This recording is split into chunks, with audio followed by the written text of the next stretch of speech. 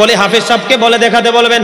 সূরা নাজম, সূরা নাজমের 9 নম্বর আয়াতে আল্লাহ রাব্বুল আলামিন বলেছে ফাকানা কাবা কাউসাইন আও আদনা।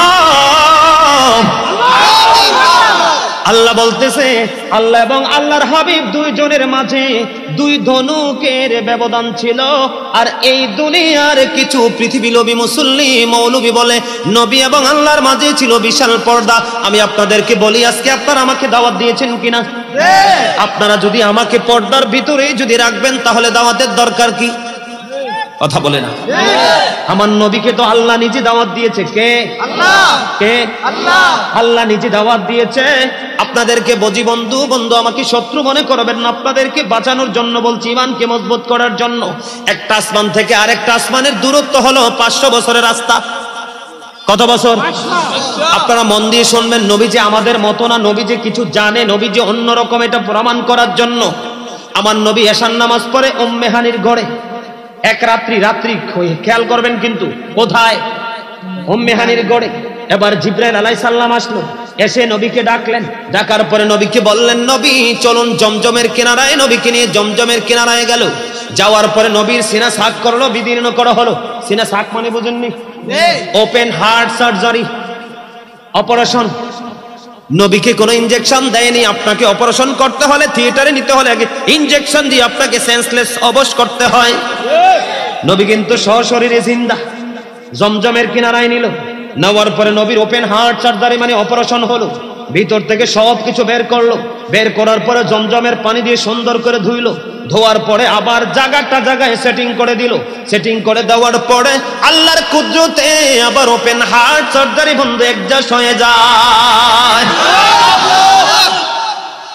নবী কি বেহুশ হয়ে গেছিল নাকি উহ করছে? 100% নবী একদম স্ট্রং। ওই যে নবী আমাদের মতো না, সেটার প্রমাণ বন্ধু। এবার নবীকে নিয়ে বন্ধু বোরাকের কাছে গেল। এবার বোরাকের সাথে আলাপ আলোচনা হলো।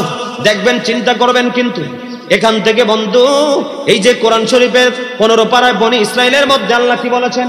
সুবহানাল্লাযী ইয়াসরা বিআবদিহি লাইলাম মিনাল মাসজিদিল হারাম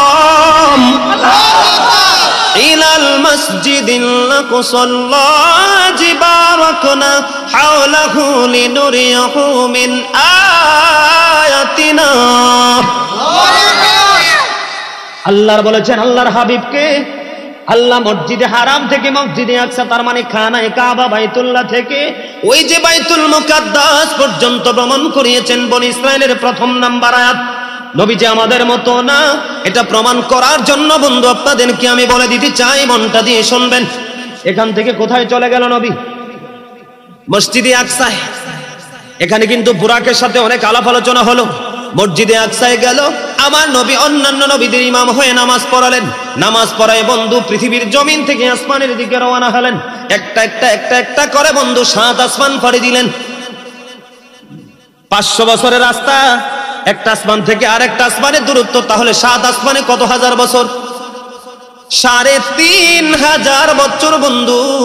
এবার চলে গেলেন বোরাক নিয়ে সিদরাতুল মুনতাহায়। সিদরাতুল মুনতাহায় গিয়ে বোরাক আর যেতে পারবে না, নূরের জগৎ। আল্লাহ রাফরাফ পাঠিয়ে দিলেন আরেকটা বাহন। এখান থেকে চলে গেল বন্ধু সোজা অনেক আলাপ আলোচনা। প্রথম আসমানে একজন নবী, দ্বিতীয় আসমানে একজন নবী, করতে করতে অনেক আলাপ আলোচনা করতে করতে সিদরাতুল মুনতাহা, ওখান থেকে অনেক কাজ করে বন্ধু মহাশূন্য অতিক্রম করে আল্লাহর আরশে। 50 ওয়াক্ত নামাজ ছিল না? মুসা নবীর কাজ দিয়ে আসতেছে।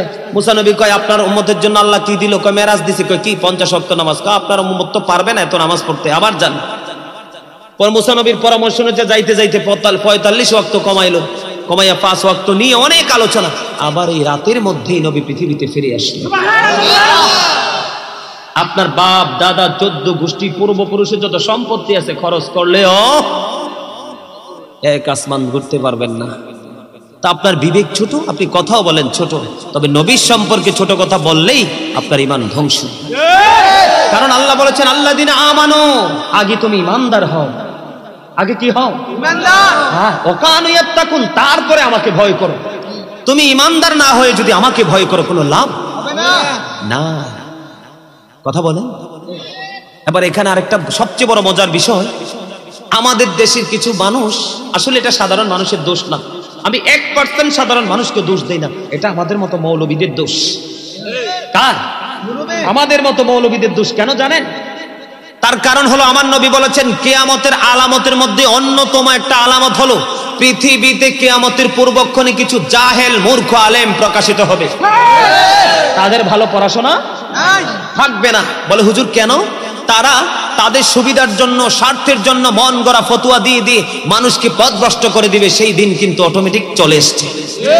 এই জন্য ৭৩টা দল হবে, ৭৩টা আলেম হবে, এর মধ্যে ৭২টাই জাহান্নামী, একটা হলো মাত্র জান্নাতি। রাসূল বলেছেন মা আনা আলাইহি ওয়া আসহাবি, যারা আমাকে এবং আমার সাহাবায়ে কেরামদেরকে অনুকরণ করবে ওরাই যাবে জান্নাতে। আর ওই দলটার নাম হলো আহলে সুন্নাত ওয়াল জামাত।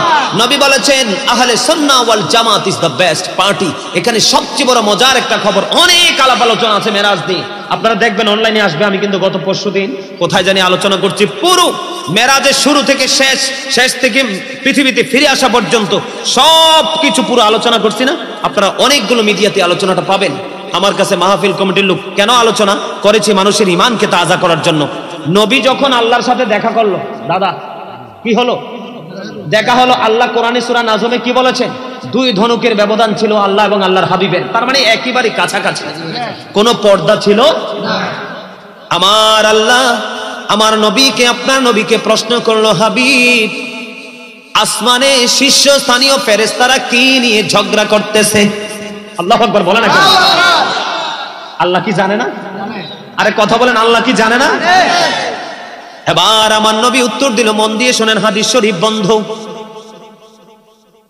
আমার আল্লাহ আমার নবীকে প্রশ্ন করলো, বন্ধু আসমানে শীর্ষস্থানীয় ফেরেশতারা কি নিয়ে ঝগড়া করছে? এবার আমার নবী উত্তর দিলেন, কি দিছে?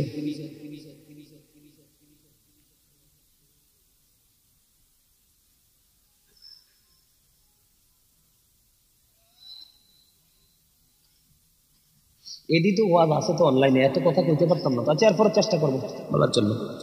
ওয়াজ শেষ তো, ওয়াজ করে শেষ করে দিব এখন। ওয়াজ শেষ, অনেক লম্বা ওয়াজ করছি, প্রতিদিন এমনি ওয়াজ করলে হোস থাক বলি, কথা বলেন না? না আরো জোরে বন্ধুরে আমার। এবার আমার নবী উত্তর দিল, আমার নবী উত্তর দিয়ে দিল, বন্ধু আপনি বেশি ভালো জানেন।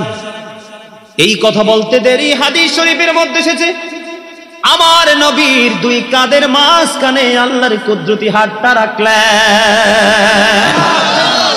হাদিস শরীফ দ্বারা কি প্রমাণ? পর্দা যে ছিল না এটা প্রমাণ হয় কিনা? এখানে কিন্তু একটা প্রমাণ নবী বললেন, আমার 2 কাঁধের মাঝখানে আল্লাহ রাব্বুল আলামিনের কুদরতি হাতটা যখন রাখলো, আমার বুকের মধ্যে সেই হাতের ছোঁয়ায় প্রশান্তি আমি পেয়ে গেলাম। তখন আমি আসমান এবং জমিনে যা কিছু আছে আমি সব কিছু দেখে নিয়েছি। তাহলে নবী কি গায়েবের খবর জানলো না? কথা বলেন, যেটা আমার আপনার সরল ভাবে জানা সম্ভব না, দেখা সম্ভব না, বোঝা সম্ভব না। নবী অন্য একটা হাদিসের মধ্যে আসছে, নবী বলেছে একটা মানুষ যেভাবে তার হাতের তালুটা স্পষ্ট দেখতে পায়, আমি পৃথিবীর শুরু থেকে শেষ পর্যন্ত সবটুকু আমি হাতের তালুটাকে যেমনি স্পষ্ট দেখতে পাই, আমি নবী সব দেখে নিয়েছি। এবং পৃথিবীর সকল ধনভাণ্ডারের চাবি আমার আল্লাহ আমার হাতে তুলে দিয়েছে। নবীর কথাগুলো কি অস্বীকার করতে পারবেন? করলে করেন, আমার কিচ্ছু আসে যায় না, কারণ জবাবটা আপনাকে দিতে হবে। কারণ নবীকে যখন আপনার সামনে যখন আসবে কবরে, নবীর প্রেম না থাকলে তো আপনি চিনতেই পারবেন না। আপনি দিন সম্পর্কে প্রশ্ন করলে উত্তর দিবেন, রব সম্পর্কে প্রশ্ন করলে উত্তর দিবেন, 2টা প্রশ্ন উত্তর দিয়ে দিলেন, কিন্তু নবী সম্পর্কে উত্তর সঠিক দিতে না পারলে ধরা, ঠিক কিনা বলে? সম্মানিত উপস্থিতি, বুঝতে হবে। একবারে চমৎকার কথা দেখেন, লা ইলাহা ইল্লাল্লাহ মুহাম্মাদুর রাসূলুল্লাহ সাল্লাল্লাহু আলাইহি সাল্লাম। একদিকে আল্লাহ আর একদিকে আল্লাহর হাবিব, একদিকে তাওহীদ একদিকে রিসালাত, মিলে গেছে না? তারপরও বলবেন আপনার মতো আপনার আমার রক্ত খাওয়া হারাম। নবী মদিনায় থাকা অবস্থায় 27টা যুদ্ধ করছে। কয়টা? এর মধ্যে সবচেয়ে বড় ভয়ঙ্কর যুদ্ধ হলো উহুদের যুদ্ধ। আপনারা সবাই জানেন নবীর দান্দান মোবারক শহীদ হয়ে গেছে উহুদের ময়দানে। আমার নবীর দান্দান মোবারক যখন শহীদ হয়ে গেল, নবীর মুখ মোবারক দিয়ে বন্ধ, রক্ত মোবারক বের হতে থাকলো। মালিক বিন সিনান দেখে সহ্য করতে পারলো না, দৌড়ে চলে গেল। নবী রক্ত মোবারক বন্ধ চষতে শুরু করলো। নবী ডেকে ডেকে বলে, রে মালিক বিন সিনান, রক্ত বক্ষণ করো না, জমিনে তুমি রক্তগুলো ফেলে দাও। মালিক বিন সিনান ডেকে ডেকে বলল, ইয়া রাসূলুল্লাহ, আল্লাহর ইজ্জতের কসম করে বলছি গো, আপনার একটা ফোঁটা রক্ত আমি জমিনের মধ্যে পড়তে দিব না। এই কথা বলে নবী রক্ত মোবারক চষতে শুরু করলো।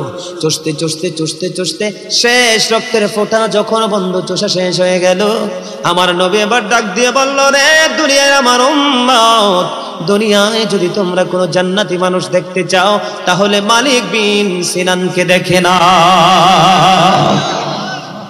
নবী রক্ত মোবারক খেয়েছে মহাব্বতে। রক্ত কি হারাম? অবশ্যই হারাম।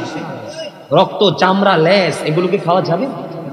নবীজি রক্ত মোবারক খেয়ে ফেললো, আর নবী তাকে জান্নাতি ঘোষণা দিল এবং আমাদেরকেও তার দিকে নজর দেওয়ার কথা বললো। জান্নাতি মানুষ দেখতে চাইলে মালিক বিন সিনানকে দেখে নাও। তারপরও বলবেন আপনার মতো সাধারণ? সম্মানিত উপস্থিতি, উম্মে আইমানের নাম তো শুনছেন, একজন বরকতের দাসী ছিল। নবীর প্রস্রাব মোবারক খেয়ে ফেলল। কি? নবীজির প্রস্রাব মোবারক খাওয়ার পর উম্মে আইমানকে নবী জান্নাতের ঘোষণা দিয়ে দিল। উম্মে আইমান বলতেছে, আমার কাছে মনে হয় পৃথিবীতে এর চেয়ে নিয়ামত আর কিছু নাই। সম্মানিত উপস্থিতি, সাহাবায়ে কেরাম নবী যখন থুতু মোবারক নিক্ষেপ করতো তার এমনি হাত পেতে বসে থাকতো। যখন নবীর থুতু মোবারক ফালাতো তারা হাতে উঠিয়ে নিয়ে মুখে মেসেজ করে দিত, তখন তাদের মুখটা অত্যন্ত গ্লেজি হয়ে যেত। তারপরও বলবেন আপনার মতো? আরে ভাই, একটা সাপ যে প্রেম করছে, আকির নামক একজন গাধা, নবী যখন পৃথিবী থেকে চলে গেল, নবীর বিরহ সে সইতে পারে না। 3 দিন 3 রাত্র মতান্তরে 4 দিন 4 রাত্র সে কোনো খাবার খায় না। 3 দিন 3 রাত্র 4 দিন 4 রাত্র পরে আর সহ্য করতে পারে না, গভীর সমুদ্রে ঝাঁপ দিয়ে নিজের জীবন দিয়ে দিল। নবী চলে গেছে, সে দুঃখ সইতে পারে না, সেই জন্য। তারপরও বলবেন আপনার মতো?